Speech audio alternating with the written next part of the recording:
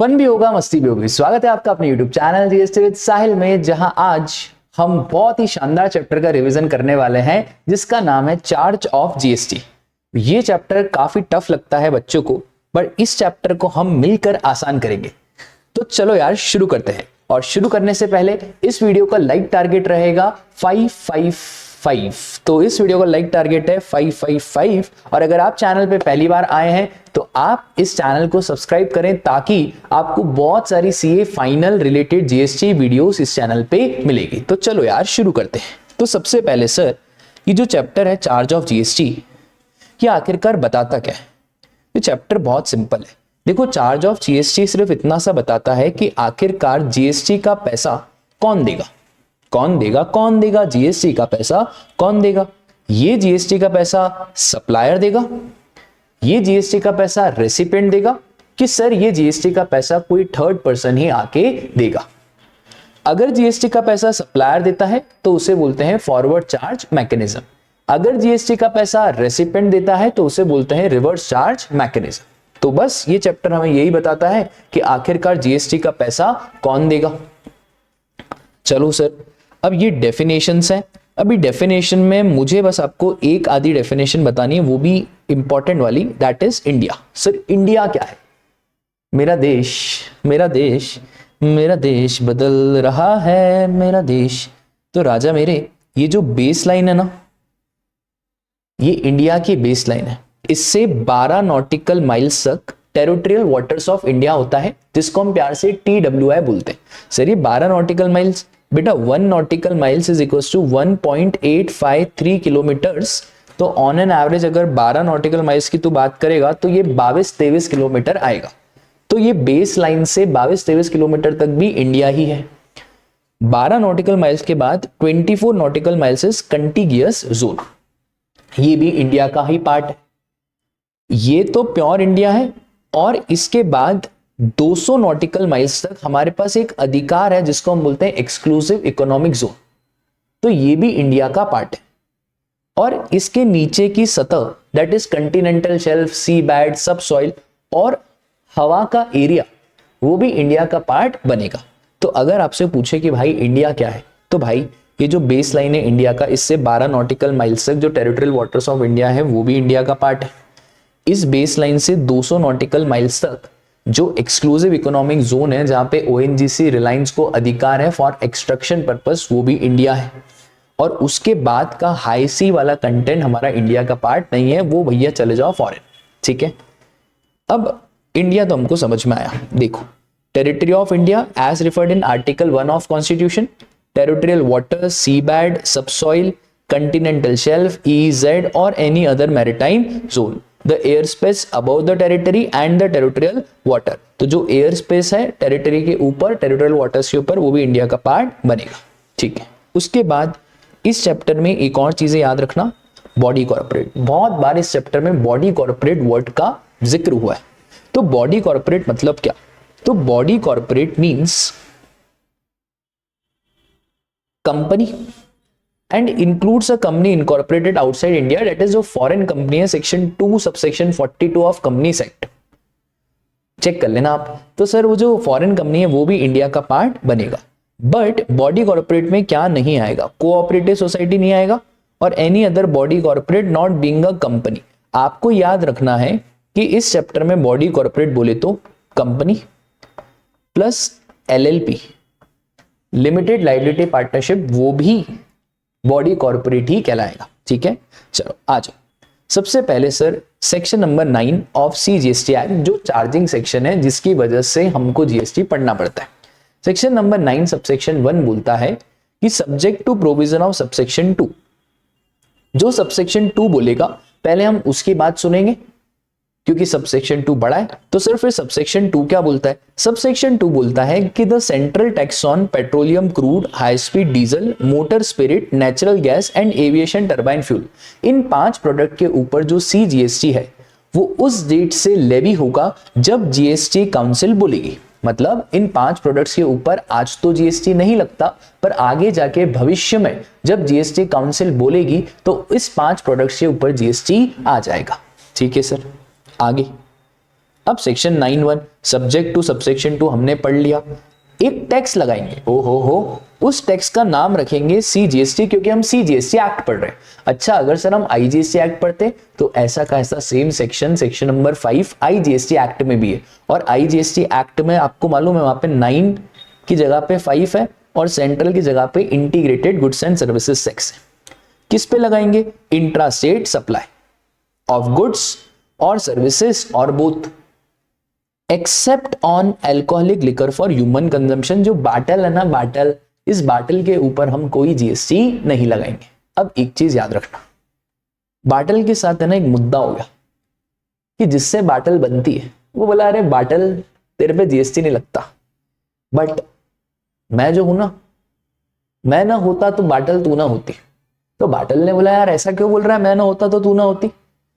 तो बाटल बोल रही है देख, अगर मेरा जो रॉ मटेरियल है, मेरा जो कंपोनेंट है, उसी की मदद से बाटल तेरे में स्वाद आता है, ठीक है।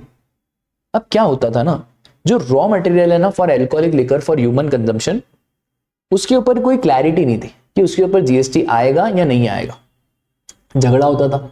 स्टेट गवर्नमेंट बोलती है कि भाई अगर alcoholic liquor for human consumption के ऊपर GST नहीं है, तो जो इसके जिसके सहारे से ये बन रहा है, that is undenatured extra neutral alcohol और रेक्टिफाइड स्पिरिट, इसके ऊपर भी GST नहीं आएगा, इसके ऊपर भी एक्साइज ड्यूटी चार्ज करेंगे। पर सेंट्रल गवर्नमेंट बोलती है भाई हमने तो ऐसा बोला ही नहीं, हमने तो सिर्फ इधर लिकर का नाम लिखा। तो बहुत सारे झगड़े हो रहे थे, बहुत सारे केस लॉज भी इसके ऊपर, कभी अपन डिटेल में डिस्कशन करेंगे, हम क्लास में तो करते हैं। तो इसके ऊपर बहुत सारे केस लॉज भी आए हुए हैं, और अल्टीमेटली सब थक हार के अब सेंट्रल गवर्नमेंट ने सेक्शन नंबर 9 को ही अमेंड कर दिया और बोला कि भाई बाटल के साथ साथ जो कंपोनेंट बाटल बनाने में लगता है वो भी आ जाएगा, that is undenatured extra neutral alcohol और rectified spirit use for manufacture of alcoholic liquor for human consumption. आया आपको समझ में? है बहुत सिंपल सा पॉइंट है, कुछ भी नहीं। सर एक बार ये दिखा दो ये क्या होता है। हाँ तो देख लो भाई, अनडीनेचर्ड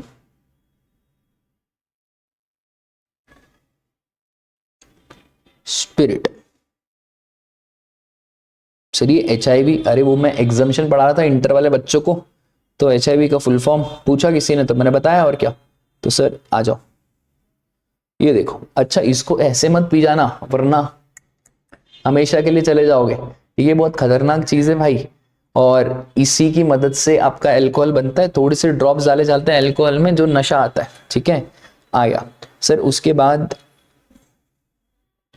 अब ये जो है ना सेक्शन 9, ये बस इतनी सी बात बोलता है कि लिकर पे नहीं लगेगा, अनडीनेचर्ड ENA पे नहीं लगेगा, और ये एक और चीज बोलता है कि जो मैक्सिमम GST का रेट है ना वो 20% रहेगा। तो जो मैक्सिमम GST का रेट रहेगा वो आप 20% से ज्यादा नहीं हो सकता, मतलब 20 CGST 20 SGST 40% से ज्यादा सरकार GST नहीं ले सकती। सर अगर सरकार को 40 से ज्यादा लेना हो तो फिर राजा GST में सेक्शन 9(1) को वापस से अमेंड करना पड़ेगा। अभी तो पावर सरकार के पास कितनी है राजा, 20% तक सरकार के पास पावर है। आगे सर कौन सी वैल्यू, वही जो हमने सेक्शन नंबर 15 में डिटरमाइन करी है, ठीक है, बहुत बढ़िया। आगे सेक्शन 9(3), सेक्शन 9(3) बोलता है कि अगर गवर्नमेंट चाहे तो government by notification specify the category of goods services और बोथ जिसके ऊपर टैक्स रिवर्स चार्ज में लगेगा, और रिवर्स चार्ज में टैक्स कौन देगा, रेसिपिएंट। और सारे के सारे एक्ट के प्रोविजन उस रेसिपिएंट के ऊपर ऐसे लगेंगे जैसे वो recipient is the person liable for paying the tax. तो सर ऐसे लगेंगे जैसे वो recipient is the person liable for paying the tax. आया समझ में? फिर सर सेक्शन 9(4) पहले बहुत 9(4) के चर्चे थे, तो 9(4) बोलता है कि अगर सप्लायर अनरजिस्टर्ड है, रेसिपिएंट रजिस्टर्ड है, तो उस केसेस में हम रिवर्स चार्ज लगाएंगे।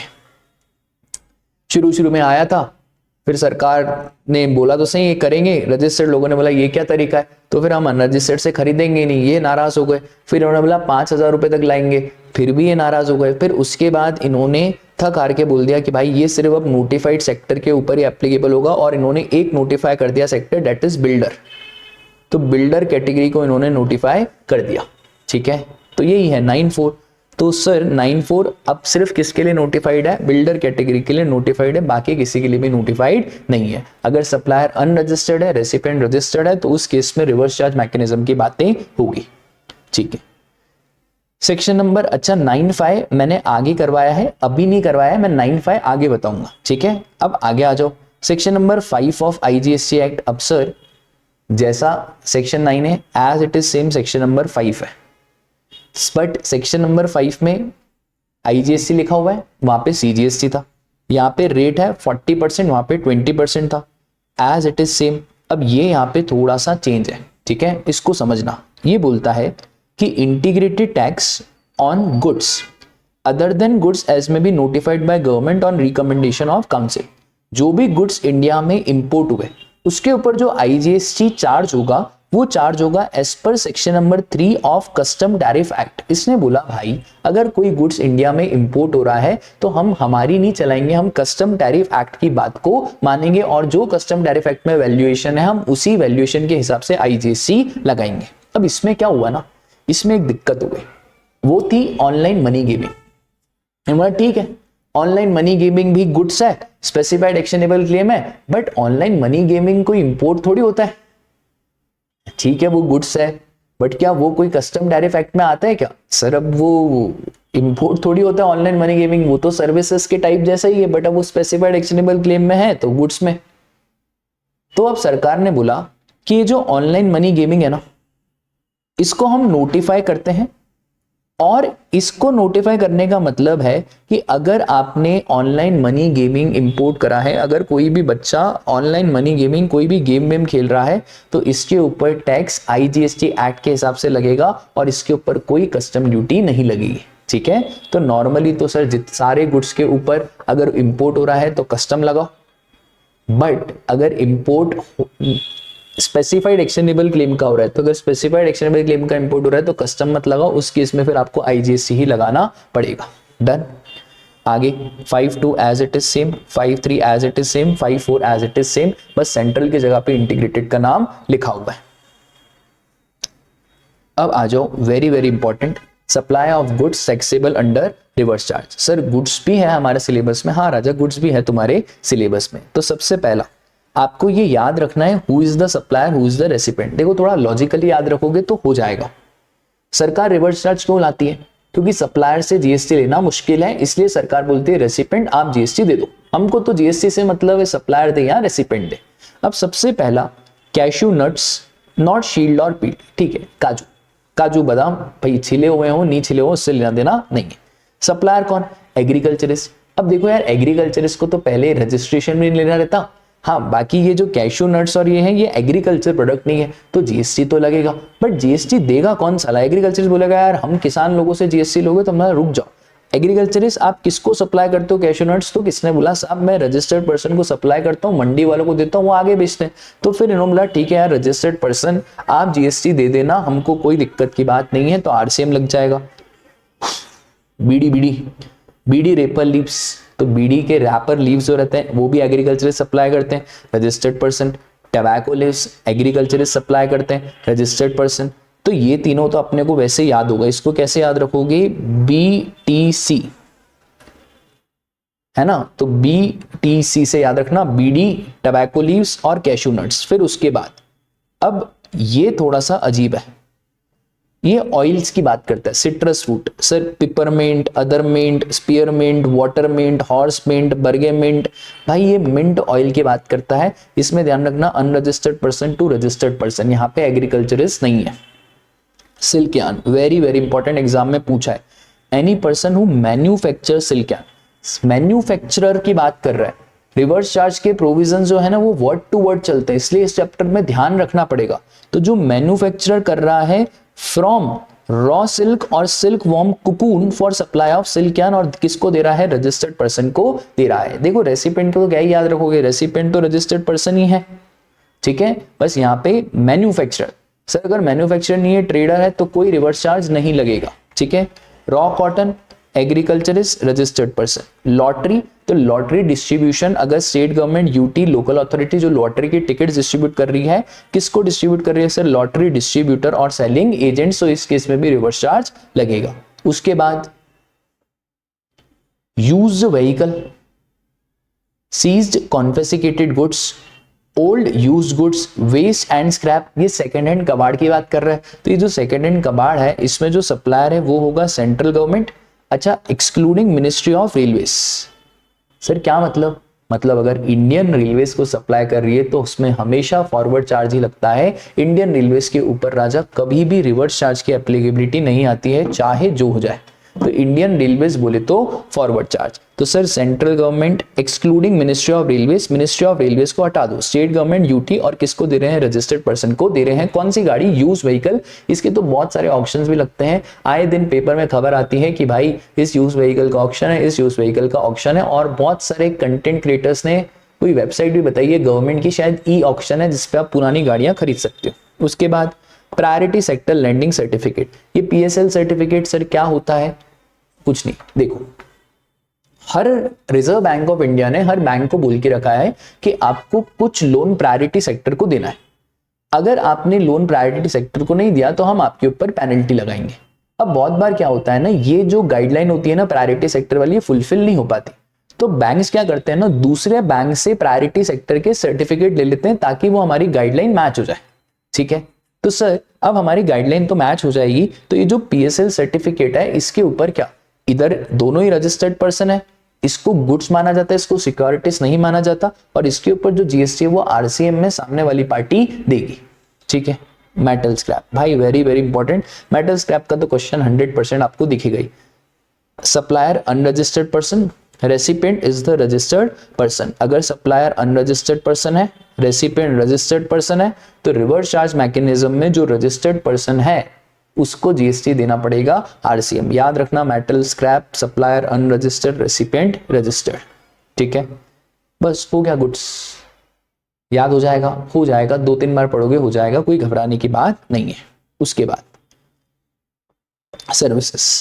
अब सर सर्विसेज बहुत इंपॉर्टेंट है। सबसे पहली सर्विसेज है जीटीए, गुड्स ट्रांसपोर्टेशन सर्विस। देखो सर, जीटीए की जो सर्विसेज है ना उस पे एग्जम्पशन भी था। हाँ, क्या एग्जम्पशन था सर जीटीए की सर्विसेज पे? तो सबसे पहले तो जीटीए कौन होता है? जीटीए मतलब जो कंसाइनमेंट नोट इशू करे। अगर किसी ने कंसाइनमेंट नोट इशू नहीं करा तो फिर वो जीटीए नहीं है। ठीक है। एक और चीज सर, अगर गुड्स ट्रांसपोर्टेशन एजेंसी है तो भी वो जीटीए नहीं है। ठीक है। अब सुनो ध्यान से, सर कंसाइनमेंट नोट इशू करेगा तो ही जीटीए कहलाएगा, अगर कंसाइनमेंट नोट इशू नहीं करा तो जीटीए नहीं कहलाएगा। सिर्फ खुद की गाड़ी ओन व्हीकल तो भी जीटीए नहीं कहलाएगा। अब जीटीए अगर अनरजिस्टर्ड इंडिविजुअल को सर्विसेज दे रहा है या अनरजिस्टर्ड कैजुअल टैक्सेबल पर्सन को सर्विस दे रहा है तो एग्जेम्प्ट है। जीटीए अगर डोरेमोन वाले गुड्स इधर उधर कर रहा है, डोरेमोन बोले तो राजा defence equipment, organic manure, relief material, agriculture produce, magazines, newspaper, ये सारे गुड्स आते हैं हमारे डोरेमोन में। तो जो डोरेमोन वाले गुड्स जीटीए उधर उधर कर रहा है उसके ऊपर भी कोई जीएसटी नहीं आएगा। अगर जीटीए कोई transit cargo associated with Nepal and Bhutan ये उधर उधर कर रहा है तो इसके ऊपर भी कोई जीएसटी नहीं आएगा।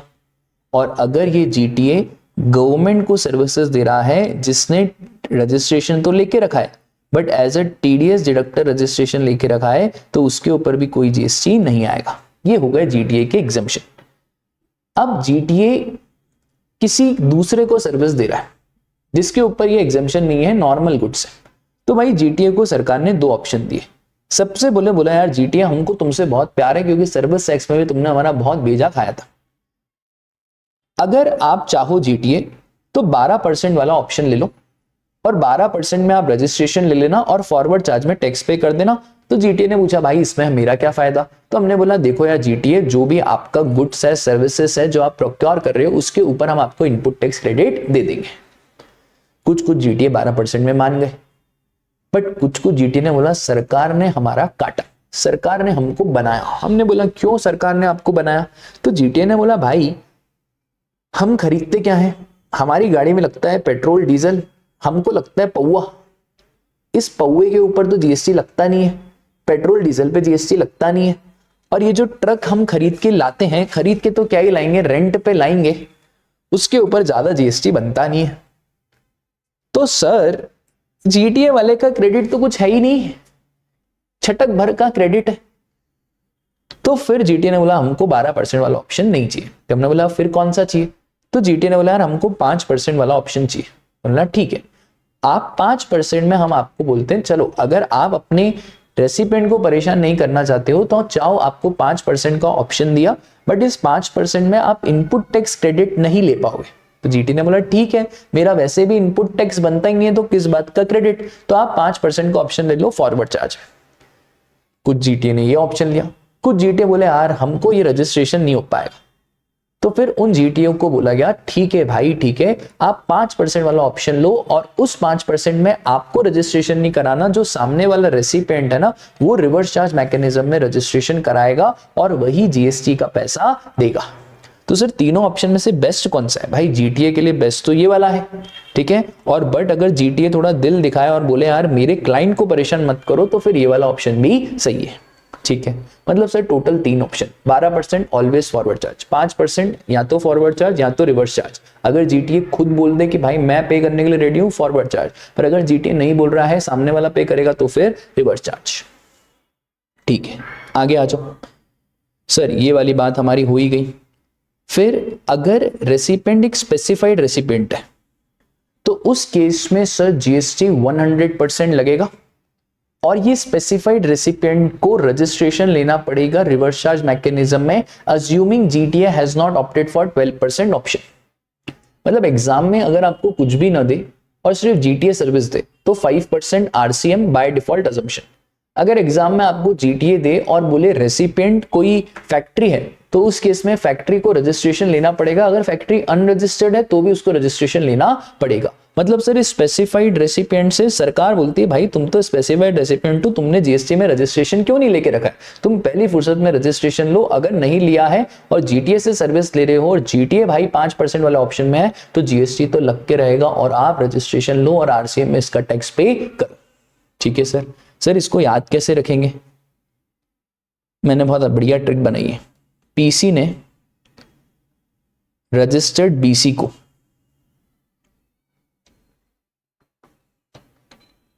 फरारी दी, सोसाइटी में जाके, वाह सर ये क्या है? पीसी ने बीसी को, राजा PC is partnership firm, C is cooperative society, registered a GST registered person, BC, B stands for body corporate, फिर उसके बाद C stands for casual taxable person, F stands for factory registered under Factories Act और S stands for society registered under Society Registration Act। ऐसे आपको ध्यान रखना पड़ेगा। ये स्पेसिफाइड रेसिपिएंट की लिस्ट पूरी हो गई, ठीक है। उसके बाद सर जीटीए ने जो एफसीएम का ऑप्शन एक्सरसाइज करा वो फ्यूचर फाइनेंशियल ईयर्स के लिए भी एप्लीकेबल रहेगा, अनलेस एंड अनटिल जीटीए अगर चाहता है आरसीएम का ऑप्शन लेना तो उसको बताना पड़ेगा 1 January of preceding financial year but not later than 31 March. मतलब अगर जीटीए 1 जनवरी से लेकर 31 March of preceding financial year तक बता दे तो फिर नेक्स्ट फाइनेंशियल ईयर से जीटीए का वापस से आरसीएम वाला ऑप्शन एक्टिव कर दे, ठीक है। एक और चीज सर, जीटीए जिसने नया धंधा चालू करा है या जिसने रजिस्ट्रेशन का थ्रेशोल्ड क्रॉस करा है, सर जीटीए पे कौन सा थ्रेशोल्ड लगेगा? राजा सर्विस दे रहा है 20 लाख का लगेगा, मणिपुर, मिजोरम, नागालैंड, त्रिपुरा में दे रहा है तो 10 लाख का लगेगा। तो जीटीए चाहे तो शुरू से ही सरकार को बोल सकता है, डिक्लेरेशन दे सकता है कि भाई मैं फॉरवर्ड चार्ज मैकेनिज्म में टैक्स पे करूंगा। और सर ये डिक्लेरेशन कितने टाइम में देना है? तो 45 days from the date of applying of GST registration और 1 month from obtaining registration whichever is later. ये क्या है सर? ये देखो ये बहुत सिंपल है। डिक्लेरेशन देना है 45 days from the date of applying of GST registration. Suppose करो 28 मार्च को आपने अप्लाई करा तो इसके 45 डेज गिनो तो मार्च के 3 दिन और अप्रैल के 30 दिन और मई के 12 दिन, तो ये हो गया आपका 12 मई। और 1 month from date of obtaining registration, suppose करो आपका रजिस्ट्रेशन सर्टिफिकेट आया 8 मई तो इसका 1 महीना हो गया 8 जून। तो दोनों में से विच एवर इज लेटर 8 जून तक आपको डिक्लेरेशन देना पड़ेगा कि भाई मैं फॉरवर्ड चार्ज में टैक्स पे करने के लिए रेडी हूँ, ठीक है। थर्ड और fourth point exam point of view से इंपॉर्टेंट नहीं है, ओनली फॉर नॉलेज पर्पस। उसके बाद एडवोकेट। सर एडवोकेट की सर्विस भी एग्जेम्प्ट होती थी क्या? हाँ, देखो एडवोकेट की कौन कौन सी सर्विसेज एग्जेम्प्ट होती थी। अगर हमारा एडवोकेट पर्सनल रिलेटेड सर्विस दे रहा है, डाइवोर्स की सर्विसेज, एलुमनी, वो धनुश्री का हुआ ना अभी डाइवोर्स, तो अगर पर्सनल रिलेटेड सर्विसेज दे रहा है तो एग्जेम्प्ट करो। ये एडवोकेट अगर वो बिजनेस एंटिटी को सर्विस दे रहा है जिस बिजनेस एंटिटी का टर्नओवर प्रीसीडिंग फाइनेंशियल ईयर में 10 लाख, 20 लाख या 40 लाख रुपए तक था, मतलब पॉइंट ये है कि प्रीसीडिंग फाइनेंशियल ईयर में उसका जो टर्नओवर है वो थ्रेशोल्ड लिमिट क्रॉस नहीं कर रहा था, जो भी थ्रेशोल्ड लिमिट उसके रजिस्ट्रेशन के लिए एप्लीकेबल थी। मैं करंट फाइनेंशियल ईयर में रजिस्टर्ड है उसकी बात नहीं कर रहा हूं, मैं बात कर रहा हूं प्रीसीडिंग फाइनेंशियल ईयर की, ठीक है सर। तो अगर इंडिविजुअल एडवोकेट उस बिजनेस एंटिटी को सर्विस दे रहा है जिसका टर्नओवर प्रीसीडिंग फाइनेंशियल ईयर में कम था, तो उस केस में भी जीएसटी एग्जिम्प्ट है। ये एडवोकेट अगर गवर्नमेंट डिपार्टमेंट को सर्विसेज दे रहे हैं जिन्होंने एज अ टीडीएस डिडक्टर लेके रखा है, तो उधर भी जीएसटी एग्जिम्प्ट है। सर फिर जीएसटी लगेगा कहाँ? हाँ, अगर एडवोकेट उस बिजनेस एंटिटी को सर्विस दे रहा है जिसका टर्नओवर प्रीसीडिंग फाइनेंशियल ईयर में 10, 20, 40 से ज्यादा है, तो ये जो बिजनेस एंटिटी है इसे रिवर्स चार्ज मैकेनिज्म में टैक्स पे करना पड़ेगा, ठीक है। एक और बात बताऊं तो जो सीनियर एडवोकेट की सर्विस होती है, एक एडवोकेट दूसरे एडवोकेट को सर्विस देता है वो भी एग्जेम्प्ट होती है, बट अगर सीनियर एडवोकेट सर्विस दे रहा है तो वो एग्जेम्प्ट नहीं होती है। सीनियर एडवोकेट की सर्विस इज टैक्सेबल और यहाँ पे रिवर्स चार्ज भी नहीं लगता, यहाँ पे फॉरवर्ड चार्ज लगता है, ठीक है। This is also for knowledge purpose, इतना सीए फाइनल में टेस्ट नहीं करता। तो sir an individual advocate including senior और फर्म ऑफ एडवोकेट किसको सर्विस दे रहा है? Business entity. पूरे आरसीएम में जब जब मैं बिजनेस एंटिटी बोलूं तो इसका मतलब क्या? Entity whose turnover in preceding financial year is greater than 10, 20 और 40 lakhs as the case may be, ठीक है। लीगल सर्विस का मतलब क्या होता है? उम्र केस पड़ाव में हम आपको ये नहीं बताएंगे। फिर आर्बिट्रल ट्रिब्यूनल। सर ट्राइब्यूनल की सर्विस तो हमने पढ़ा था नेगेटिव लिस्ट में आती, नहीं। Service by high court, district court, supreme court negative list में आता है और वहां पे स्पेसिफिकली लिखा हुआ है कि वहां पे आर्बिट्रल ट्रिब्यूनल कवर नहीं होगा। अब क्योंकि आर्बिट्रल ट्रिब्यूनल कवर नहीं होगा तो जीएसटी आएगा। और यहाँ पे भी वही बात, सप्लायर आर्बिट्रल ट्रिब्यूनल है, रेसिपिएंट बिजनेस एंटिटी है लोकेटेड इन टैक्सेबल टेरिटरी, ठीक है। अब स्पॉन्सरशिप वेरी वेरी इंपॉर्टेंट। अब स्पॉन्सरशिप में सबसे पहले तो यही कंफ्यूजन होता है कि साला सप्लायर कौन और रेसिपिएंट कौन। पूरे जीएसटी में जब भी आपको ऐसा लगे ना कौन सप्लायर कौन रेसिपिएंट, आंख बंद करके बस ये पूछ लेना कि भाई पैसा किसको मिला है। जिसको पैसा मिलेगा वो सप्लायर, और जो पैसा देगा जिसकी पॉकेट से कष्ट होगा वो रेसिपिएंट। रेसिपिएंट हमेशा कष्ट सहन करता है और सप्लायर हमेशा खुश रहता है क्योंकि सप्लायर को पैसा मिलता है। अब देखो ध्यान से, जैसे अभी आईपीएल का दौर चल रहा है, कौन सी आपकी फेवरेट टीम है कमेंट सेक्शन में जरूर बताना। मेरी तो चेन्नई सुपर किंग्स थाला फॉर अ रीजन। यार महेंद्र सिंह धोनी की तो बात है यार, कुछ भी बोलो। तो सर अभी आईपीएल चल रहा है, इस आईपीएल में स्पॉन्सरशिप होती है ना। अब आईपीएल में सर बहुत सारे लोग स्पॉन्सरशिप करते हैं, बायजूस तो अब है नहीं, खैर छोड़ो, एशियन पेंट्स, मीशो, पेटीएम, ये पेटीएम बड़ी स्पॉन्सरशिप करता है। तो ये पेटीएम जो है ना, ये आईपीएल को करोड़ों रुपए देता है और बदले में आईपीएल पेटीएम का स्पॉन्सरशिप करता है। अब सर कौन सप्लायर कौन रेसिपिएंट? भाई आईपीएल को पैसा मिला, आईपीएल सप्लायर, पेटीएम पैसा दे रहा है, पेटीएम रेसिपिएंट। ये बोलते हैं हमको सप्लायर से मतलब नहीं है। स्पॉन्सरशिप में सप्लायर कोई भी हो, एनी पर्सन मतलब individual, partnership, body corporate, cooperative society, company, कोई भी हो।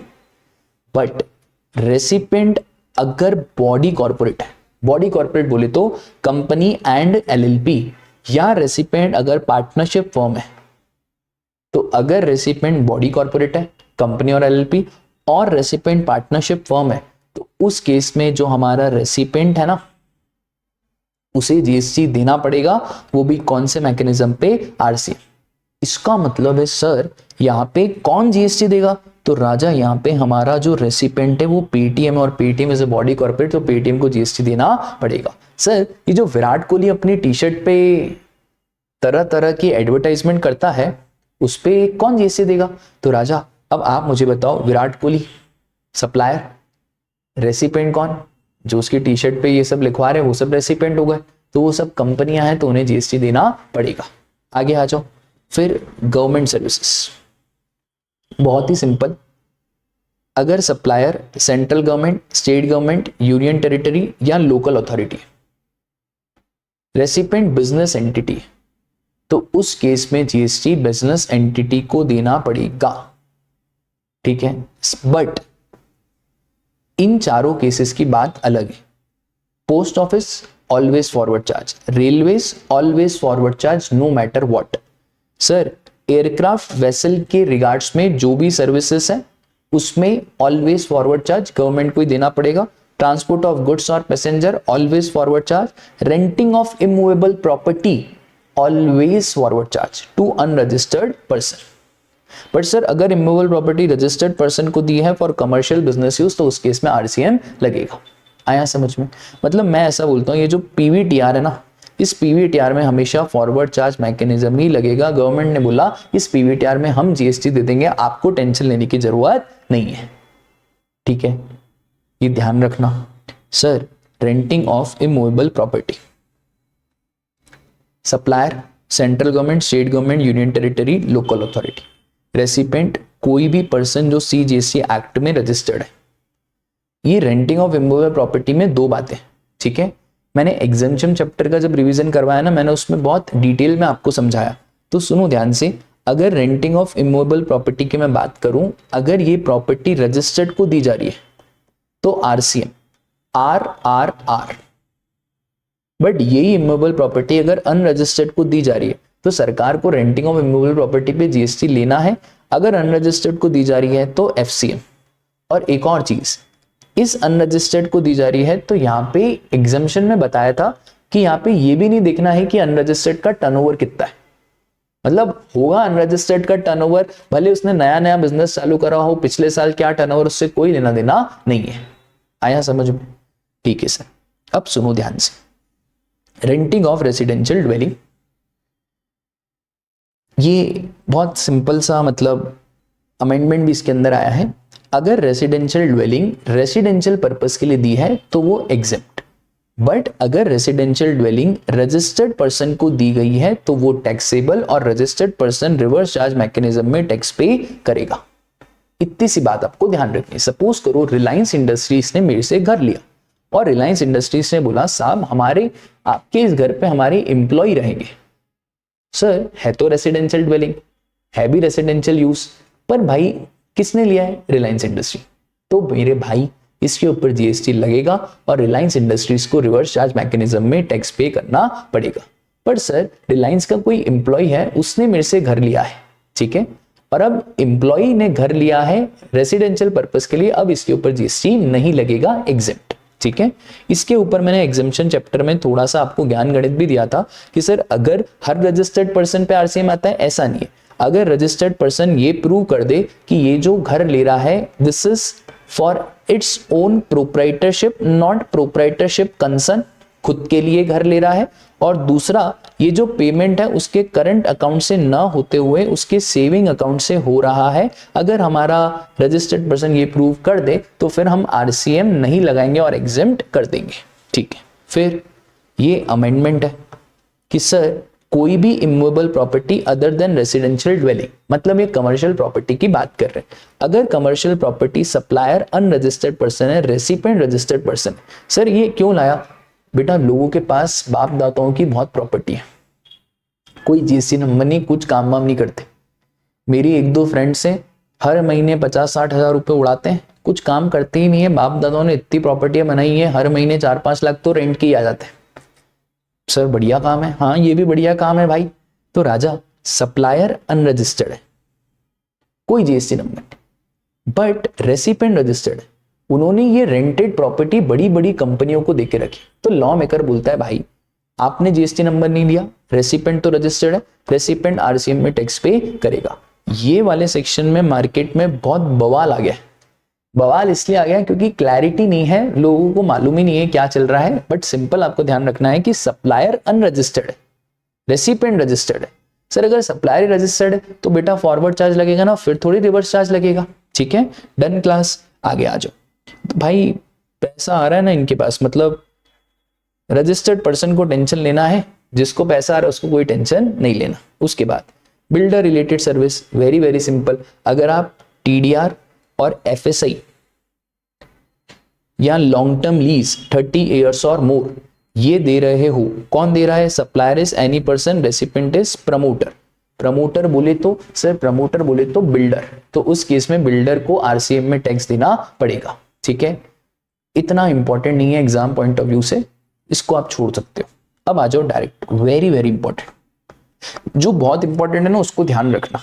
देखो सप्लायर डायरेक्टर है, रेसिपिएंट कंपनी है। अगर डायरेक्टर को सैलरी मिल रही है तो वो तो शेड्यूल 3 से ही बाहर है, पर अगर डायरेक्टर को फीस मिल रही है, अगर इस डायरेक्टर को फीस मिल रही है तो ये शेड्यूल 3 से बाहर नहीं है, इसके ऊपर जीएसटी लगेगा और इसके ऊपर रिवर्स चार्ज में कंपनी को जीएसटी देना पड़ेगा। सर पता कैसे चलेगा कि फीस मिल रही है हमको? अगर टीडीएस 192 में डिडक्ट हुआ तो नॉट अ सप्लाई, शेड्यूल 3 में आएगा, कोई जीएसटी नहीं। पर अगर टीडीएस 194J में डिडक्ट हुआ तो फिर सर सप्लाई भी बनेगा और रिवर्स चार्ज मैकेनिज्म में कंपनी को जीएसटी देना पड़ेगा। अब कुछ सिंपल इंपॉर्टेंट सर्कुलर। सर अगर डायरेक्टर ने पर्सनल कैपेसिटी में, सपोज करो डायरेक्टर ने इमूवेबल प्रॉपर्टी कंपनी को दी है पर्सनल कैपेसिटी में, not in the professional capacity, क्या आरसीएम लगेगा? सर इस केस में कोई आरसीएम नहीं लगेगा राजा, इस केस में फॉरवर्ड चार्ज मैकेनिज्म ही लगेगा और फॉरवर्ड चार्ज मैकेनिज्म में डायरेक्टर को ही जीएसटी पे करना पड़ेगा। फिर इंश्योरेंस एजेंट, इंश्योरेंस एजेंट को जो भी कमीशन मिलेगा इंश्योरेंस बिजनेस से, उस पे जो इंश्योरेंस कंपनी है, एलआईसी है, आईसीआईसीआई लोम्बार्ड है, उन्हें जीएसटी पे करना पड़ेगा रिवर्स चार्ज मैकेनिज्म में। Recovery agent, supplier is recovery agent, recipient is a banking company, very very important. यहाँ पे वो घुमाता है, वो क्या करता है ना, रेसिपिएंट कोई दूसरा बता देता है, बैंकिंग कंपनी नहीं बनाता है, क्योंकि रिकवरी एजेंट तो बहुत सारे हो सकते हैं। हम हमारे कोचिंग के लिए रिकवरी एजेंट रखते हैं, है ना, तो रिकवरी एजेंट तो किसी के लिए भी काम कर सकते हैं। बस कहां पे आरसीएम है? जब रेसिपिएंट बैंकिंग, फाइनेंशियल और एनबीएफसी है। सर अगर रेसिपिएंट इंश्योरेंस है तो भाई कोई आरसीएम नहीं है, फिर फॉरवर्ड चार्ज ही लगेगा। ठीक है, आगे म्यूजिक कंपोजर, फोटोग्राफर, आर्टिस्ट और लाइव। अगर सप्लायर हमारा म्यूजिक कंपोजर है, फोटोग्राफर है, आर्टिस्ट है, भाई अरिजीत सिंह हो गया, वो भी तो म्यूजिक कंपोज करता है। फिर ए आर रहमान की तो बात ही अलग है म्यूजिक कंपोजिंग में। तो ये लोग अपना धुन बनाते हैं और ये जो गाना धुन बनाते हैं, लिरिक्स बनाते हैं, ये लिरिक्स को सेल कर देते हैं बड़ी बड़ी कंपनियों को, जैसे टी सीरीज हो गया, सोनी हो गया। तो यहाँ पे रेसिपिएंट कौन है? म्यूजिक कंपनी, प्रोड्यूसर और दी लाइक। तो यहाँ पे सर बड़ा आदमी ये टी सीरीज है, तो यहाँ पे T series reverse charge mechanism में टैक्स दे देगा। अब इसमें है ना एक मुद्दा आया, वो है ऑथर का। अगर आपने बागबान देखी हो तो मैं आपको बहुत अच्छे से समझा दूंगा। बागबान में क्या होता है ना, अमिताभ बच्चन बुक लिखता है और ये बुक लिखने के बाद वो पब्लिशिंग हाउस होता है, आलोकनाथ पब्लिशिंग हाउस, उनको सेल करता है और बदले में उसको रॉयल्टी मिलती है। इस केस में हम ऐसा बोलते हैं, राइटर लोग आप लिखने पे ध्यान दो। राइटर का जीवन में बहुत स्ट्रगल से भरा हुआ रहता है, बुकें कोई आसानी से नहीं बिकती है, वो जो चल गया सो चल गया, जो नहीं चला वो तो भाई लिखते ही आ रहे हैं।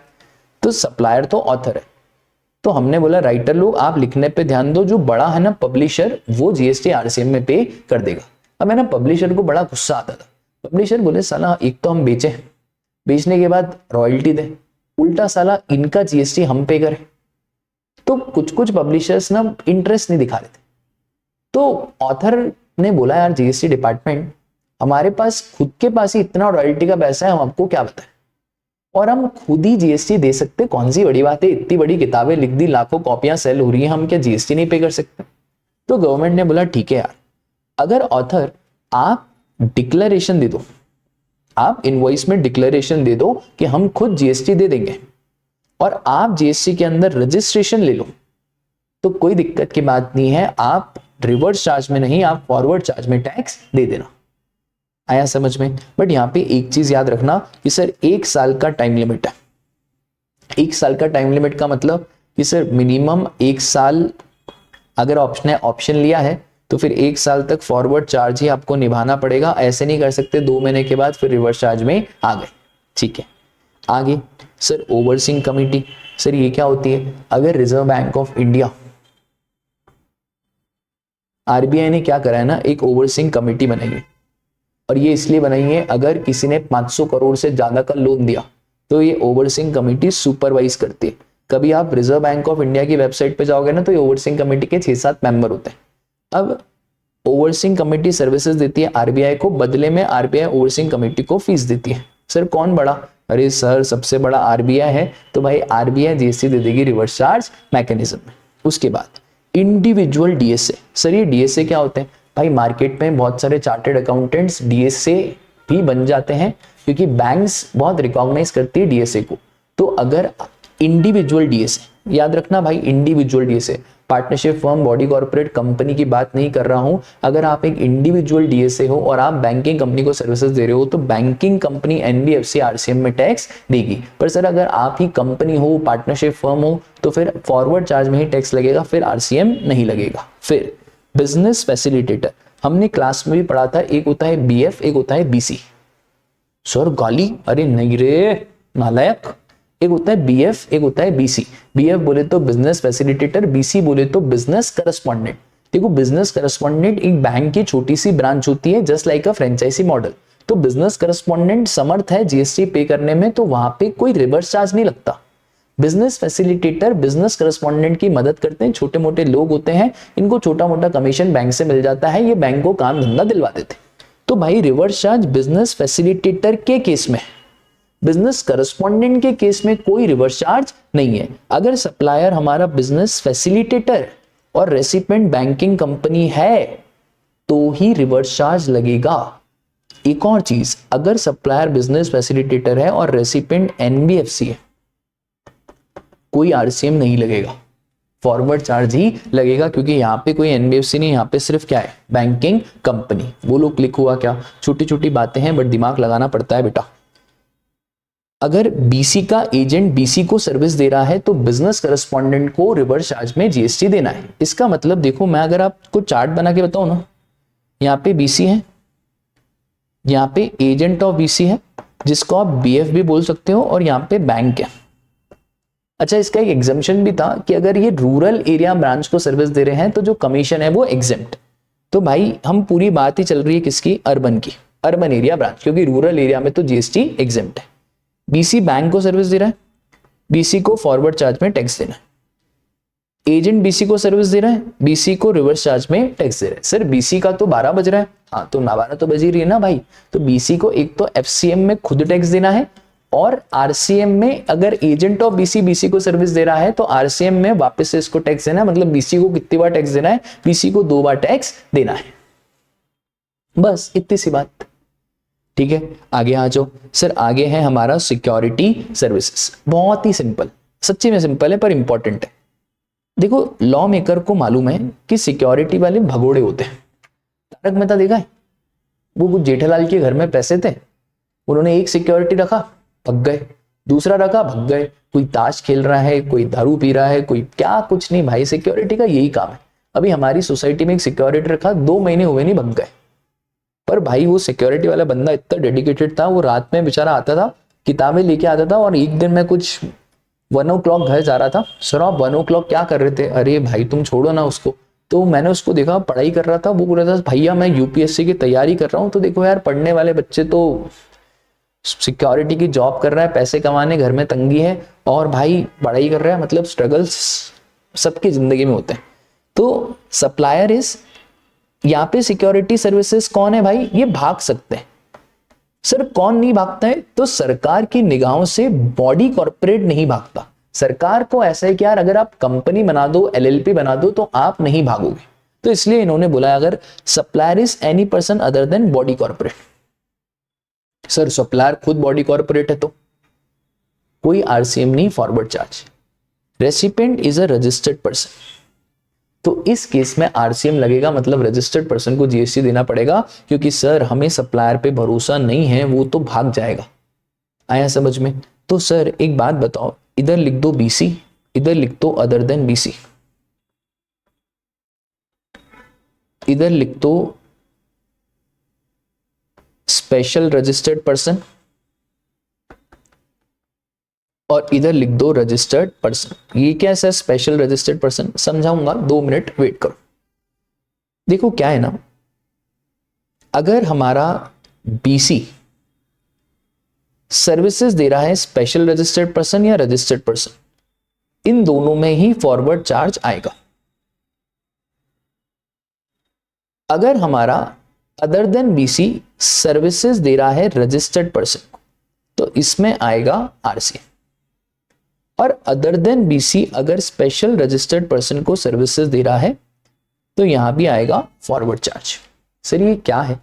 देखो इन्होंने क्या बोला ना, बोले कुछ कुछ रजिस्टर्ड पर्सन सिर्फ नाम मात्र के रजिस्टर्ड है, वो कोई रजिस्टर्ड नहीं है। अरे ऐसे अपने सीए में भी तो होते हैं ना, कुछ कुछ बच्चे बस सीए फाइनल में आ गए पर अब उनका मन नहीं है देने का।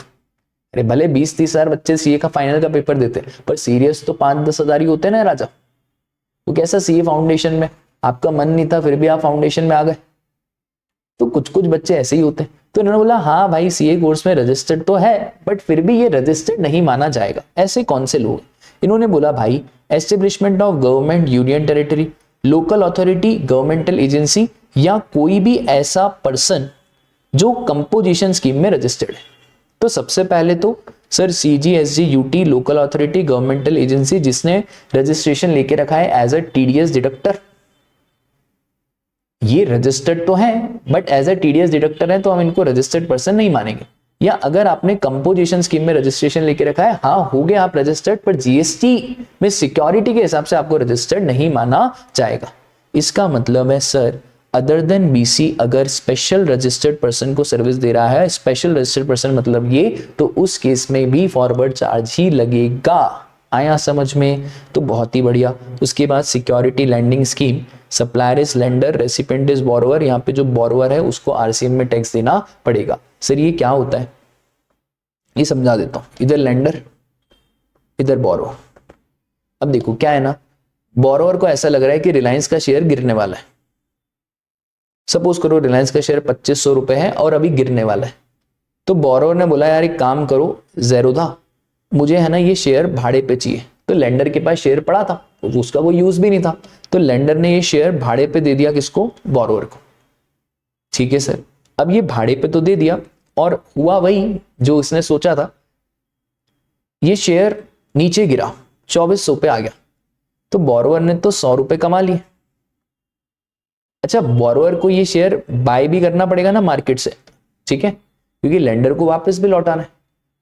तो लेंडर को बाय करके वापस लौटा दिया। सर कितने में बाय करा? 2400 में। इसका 100 रुपए का फायदा हुआ। पर लेंडर बोल रहा है साहब मेरे को तो कुछ मिला ही नहीं, मैं पागल थोड़ी हूं कि ऐसे ही मैंने आपको लेंड कर दिया।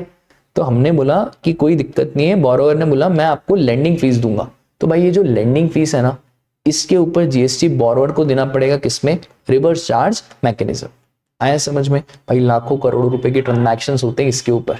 ठीक है, आगे आ जाओ। Renting of motor vehicle, very very simple Raja. Renting of motor vehicle में क्या है ना, यहाँ पे भी दो बातें, 12%, 5%। सर 12% में ऑलवेज फॉरवर्ड चार्ज, 5% में अगर supplier is any person other than body corporate, recipient is body corporate. याद रखना supplier other than BC, recipient BC, और अगर 5% वाला रेट है तो ही लगेगा रिवर्स चार्ज, बाकी सारे केस में फॉरवर्ड चार्ज ही लगेगा।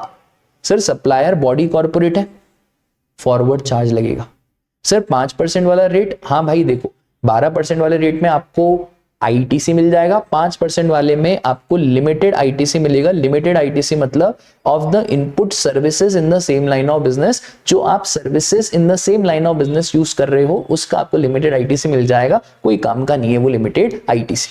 ठीक है, आया समझ में? देखो 5% में तभी आरसीएम लगेगा when supplier is other than BC, recipient is BC, तो ही लगेगा हमारा आरसीएम। ठीक है, आगे आ जाओ।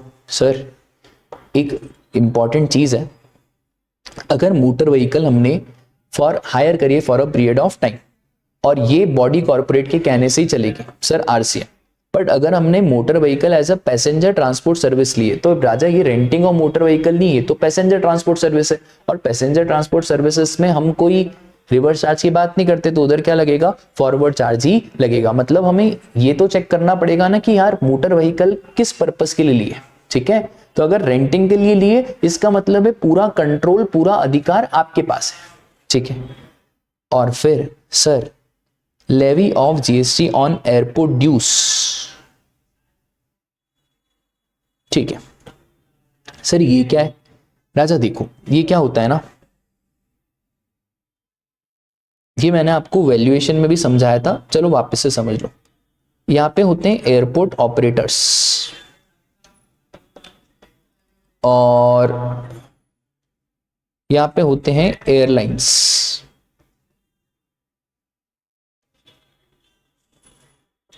उल्टा हो गया, यहां पे होते हैं एयरपोर्ट ऑपरेटर और यहां पे होते हैं हमारे एयरलाइंस। अब ये जो एयरलाइंस है ना, ये एयरपोर्ट ऑपरेटर और ये जो एयरपोर्ट ऑपरेटर है ये लेते हैं पीएसएफ और UDF. PSF is passenger service fee और UDF is user development fee. फोकट के पैसे लिए जाते हैं बेचारे कस्टमर से। अब सर ये कस्टमर से पैसे तो लिए जा रहे हैं, अब डाउट ये है कि सर इसके ऊपर जीएसटी कौन देगा? भाई तो airport operator is just acting as a pure agent. ये बिल में चार्ज करता है, अलग से दिखाता है, बट ये पैसा पूरा का पूरा किसको दे देता है? एयरलाइन ऑपरेटर को दे देता है। ठीक है, बहुत ही सिंपल। तो इस पीएसएफ और यूडीएफ के जो प्योर एजेंट के खर्चा है, इसके ऊपर एयरपोर्ट ऑपरेटर जीएसटी नहीं देगा, इसके ऊपर एयरलाइन कंपनी जीएसटी देगी। कौन से मैकेनिज्म में? फॉरवर्ड चार्ज मैकेनिज्म में जीएसटी देगी। क्या सर कस्टमर को आईटी से मिलेगा? हाँ भाई, कस्टमर को तो इनपुट टैक्स क्रेडिट पूरा मिलेगा, कस्टमर का क्या कसूर? आया समझ में? तो बस ये इतना सा ही है सर्कुलर। मैंने इसको वैल्यू ऑफ सप्लाई में बहुत अच्छे से समझाया है, एक बार आप वैल्यू ऑफ सप्लाई का भी रिवीजन वीडियो देख लेना, मैंने अभी यहाँ पे आपको क्रक्स बता दिया। ठीक है, बहुत बढ़िया। आगे आओ सर, आईजीएसटी का रिवर्स चार्ज बहुत ही simple. Any person who is located in non taxable territory, बात चल रही है इंपोर्ट ऑफ सर्विसेज की। कोई भी पर्सन अगर इंडिया के बाहर लोकेटेड है और वो सर्विसेज दे रहा है किसी रजिस्टर्ड पर्सन को जो इंडिया में लोकेटेड है, तो यहाँ पे जो रजिस्टर्ड पर्सन है वो रिवर्स चार्ज मैकेनिज्म में जीएसटी देगा। आया समझ में? बट अगर एनटीओआर ओइडार के सर्विसेज है, अमेजॉन प्राइम वाले सर्विसेज दे रहे हैं, अमेजॉन प्राइम नेटफ्लिक्स वाले जो बच्चों को सर्विसेज दे रहे हैं, वहां पे अमेजॉन प्राइम नेटफ्लिक्स को रजिस्ट्रेशन लेना पड़ेगा और उन्हें जीएसटी देना पड़ेगा। यहाँ पे फिर रिवर्स चार्ज नहीं लगेगा। ठीक है, supplier any person located in taxable territory, recipient any person located in taxable territory other than non taxable online, recipient NTOR को हटा दो। ठीक है, फिर सर 9(4), अब ये 9(4) जो बिल्डर सेक्टर को नोटिफाई है वो क्या बोलता है? ये सिंपल सी बात बोलता है कि भाई आपको 80% गुड्स रजिस्टर्ड से खरीदना है और 20% गुड्स आप अनरजिस्टर्ड से खरीदो। जो भी कमी पेशी होगी उसके ऊपर हम करस्पॉन्डिंगली आरसीएम लगा देंगे। सीमेंट और कैपिटल गुड्स पे ऑलवेज आरसीएम लगेगा, वहां पे हमको कुछ दिमाग नहीं लगाना। तो सीमेंट एंड कैपिटल गुड्स इसके ऊपर ऑलवेज आरसीएम लगेगा। तो सपोज करो हमने 75% रजिस्टर्ड से खरीदा, 25 अनरजिस्टर्ड से खरीदा। सर आपको बोला था ना 80 खरीदो, तो आपने 5 कम खरीदा, तो ये जो 5 है इसके ऊपर आरसीएम लग जाएगा। 80-20 कोई आरसीएम नहीं। 1% रजिस्टर्ड से खरीदा और 99 अनरजिस्टर्ड, सर आपको बोला था ना 80 खरीदो, तो आपका जो 79% है उसके ऊपर आरसीएम लग जाएगा। ठीक है, done class, not important from exam point of view. 9(5) बात करता है ई कॉमर्स ऑपरेटर। सर ये बहुत शानदार है। 9(5) क्या बोलता है कि किसी केस में ना तो सप्लायर जीएसटी देगा ना तो रेसिपिएंट जीएसटी देगा, हम एक third party e commerce operator को पकड़ेंगे और वो ई कॉमर्स ऑपरेटर जीएसटी देगा। एक और चीज, अगर पूरा जीएसटी ई कॉमर्स ऑपरेटर भर रहा है तो फिर उस केस में टैक्स कलेक्टेड एट सोर्स की भी बात नहीं होगी। पर अगर ई कॉमर्स ऑपरेटर जीएसटी नहीं भर रहा है, मतलब सप्लायर भर रहा है, तो उस केस में हम टैक्स कलेक्टेड एट सोर्स की भी बात करेंगे। ठीक है, आ जाओ। सबसे पहला सर ये कहानी क्या थी इसकी? तो यहाँ पे कहानी बहुत शानदार थी। हमारा था चिंटू और चिंटू गया था होटल चिंटी के साथ। अब चिंटू होटल चिंटी के साथ गया था तो इसके दोस्तों ने इसके लिए ओला करे। अब साइकिल पे कैसे जाएंगे? अच्छा, इन्होंने रेडिसन बुक करा था। अब जैसे ही ये रेडिसन गए ना तो चिंटू वॉशरूम में गया और वॉशरूम में देखा शावर तो खराब है, नल की टोटी खराब है। तो इसने फटाफट से अर्बन क्लैब को फोन लगाया। अर्बन क्लैब की आंटी आई। अब अर्बन क्लैब की आंटी ने फटाफट से वो टोटी और शावर वार बना दिया। चिंटू को लगा सब कुछ सही है। अब इतनी ही देर में क्या हुआ ना, चिंटी जो थी ना उसको भूख लगी, पर चिंटी थी प्योर जैन। चिंटी ने बोला चिंटू मैं इस होटल का खाना नहीं खाऊंगी, यहाँ पे वेज और नॉन वेज दोनों बनता है। तो चिंटू ने बोला बोल क्या खाएगी? तो चिंटी ने बोला यार मुझे ये पर्टिकुलर होटल जिसका रूम रेंट 7,500 से ज्यादा है उसका खाना मंगवा के दो। होगा चिंटी का कुछ ऐसा मानना कि भाई 7,500 से ज्यादा मतलब कोई अच्छा बड़ा होटल होगा। आई बात समझ में? यह है चिंटू और चिंटी की कहानी जो हमें सिखाती है क्या, ई कॉमर्स ऑपरेटर। सर सबसे पहले इन्होंने ओला करी तो ओला आएगा, फिर ये होटल में गए थे ओयो के थ्रू रेडिसन आएगा, फिर उन्होंने अर्बन क्लैब से आंटी बुक करी अर्बन क्लैब आएगा, और सर फिर लास्ट में पता है क्या हुआ, लास्ट में जो चिंटी ने जोमेटो से खाना मंगवाया ना उस होटल से जिसका रूम रेंट 7,500 से ज्यादा है, तो फिर जोमेटो भी इसके अंदर आ जाएगा। अब सुनो ध्यान से, transportation of passenger by radio taxi, motor cab, maxi cab, motorcycle और any other motor vehicle except omni bus. Omni bus को छोड़ दो, ओमनी बस के बारे में इन्होंने अलग से पॉइंट दिया है। भाई ट्रांसपोर्टेशन ऑफ पैसेंजर, रैपिडो कौन चलाता है भाई? रैपिडो बेचारे गरीब लोग रैपिडो चलाते हैं, उनको बोलोगे जीएसटी नंबर लो। रैपिडो इतनी बड़ी ऑर्गेनाइजेशन है, ओला इतनी बड़ी ऑर्गेनाइजेशन है, तो हम सिंपल बोलते हैं ओला भाई तू जीएसटी ले ले, क्यों रैपिडो को हम परेशान करें जीएसटी लेने के लिए? आ रही है आपको बात समझ में?